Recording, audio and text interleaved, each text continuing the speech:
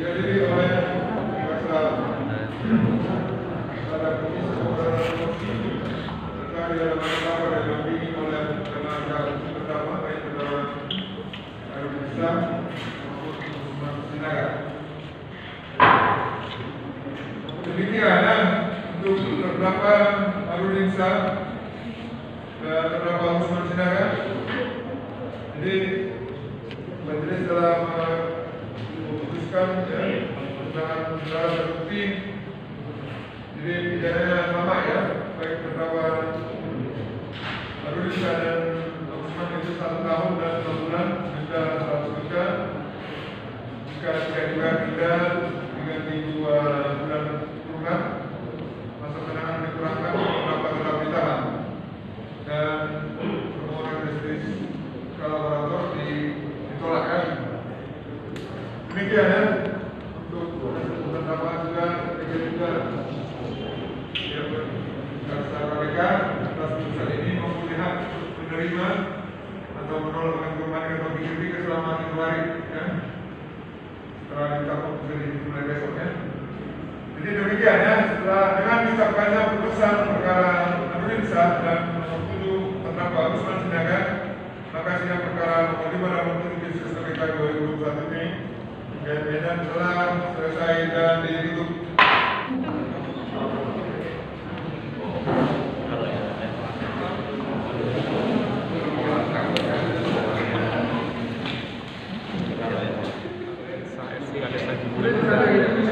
Terdakwa Usman Sinaga. Jadi pada intinya setiap setelah mendapatkan putusan kami akan meneliti setelah kembali pertimbangan yang mulia majelis hakim apa yang menjadi dasar hal yang meringankan dan memberatkan sehingga menjatuhkan putusan kepada kedua terdakwa itu dengan putusan 1,5 tahun.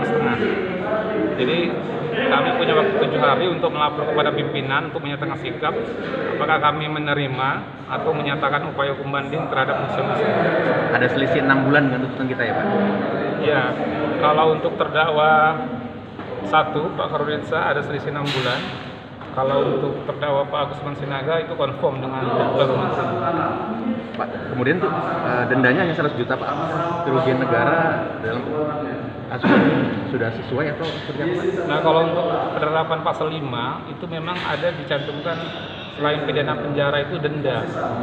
Nah, makanya nanti kami akan melihat dulu apakah dendanya ini berkurang atau sama dengan tuntutan kami. Nanti kita akan telah lebih dahulu untuk menyatakan sikap. Apakah tuntutan 1,5 tahun ini sudah kita sebut sebagai memberi efek jera pada pelaku korupsi? Tentunya saya tidak mungkin bisa menilai ya secara subjektif apakah putusan ini bisa dikatakan adil atau tidak. Tapi yang jelas ada mekanisme di KPK setelah putusan ada proses yang harus kita lalui. Apakah kita menyatakan menerima atau menyatakan banding untuk putusan tersebut? Seperti apa komentarnya Pak? Lazimnya putusan itu 2/3 ya dari tuntutan. Ini sih sebenarnya dituntut 2 tahun, diputus 1 tahun 6 bulan itu sudah melebihi dari 2/3 daripada tuntutan. Cuma yang kita tadi belum memahami putusan majelis itu sama ya antara Haji Buyung dengan Pak Agusman tadi, ya kan? Yang disebut tadi dalam pertimbangannya sama-sama pelaku utama. Menurut pemahaman kami, pelaku utama itu tidak pernah lebih dari 1. Harus 1 dia yang pelaku utama, lebihnya adalah pelaku penyerta. Itu dalam konstruksi yang kami pahami. Tadi nanti kami membuat konsultasi dulu dengan terdakwa, apakah menerima atau pikir-pikir ada putusan ini. Karena mesti melebihi dari 2/3 tuntutan jaksa. Dalam proses persidangan kan Pak Haji Buyung sebagai terdakwa selalu beberapa hal tidak diakuinya, bisa dijelaskan Pak? Kalau tadi di pertimbangan hakim kan sudah mengakui perbuatan. Semuanya diakui. Ya.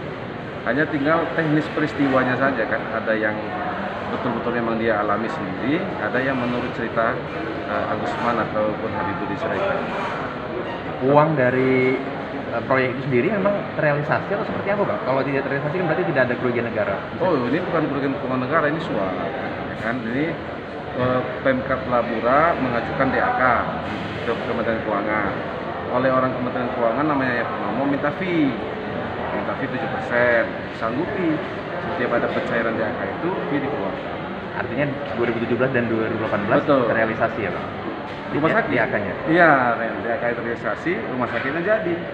Itu tetap bermanfaat lah rumah sakit.